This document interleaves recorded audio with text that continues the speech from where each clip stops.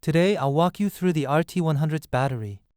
We'll cover the status light, the charge level, the battery packs, and how to charge them. We'll go over each part step by step.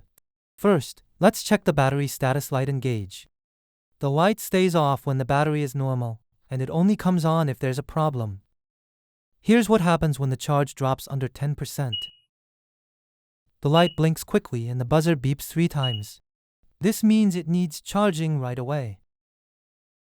Next, when the charge drops below 20%, the light blinks slowly with no buzzer. We also recommend charging at this point. Next, when the battery performance falls below 80%, the light blinks slowly and the buzzer beeps 3 times. At this point, contact your nearest service center. Finally, if a battery fault occurs, the light stays on and the buzzer beeps 3 times. In this case, contact a service center. To get the best life out of your battery, charge it when the level is around 20%. This helps extend its life, so make it a habit to check the gauge regularly and avoid letting it fall below 20%.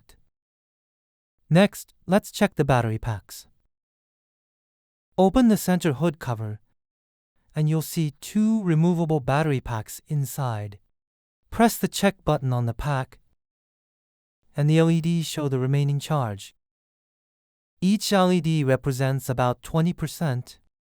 If a red LED lights up, it means the battery is near 20% and needs charging right away. Also, make sure both packs show the same number of LEDs. If they don't match, the system may not start for safety. When removing or inserting the batteries, always close the hood before operating the RT100.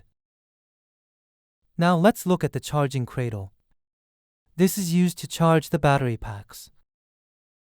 First, connect the output plug to the cradle and the input plug to a 220-volt outlet.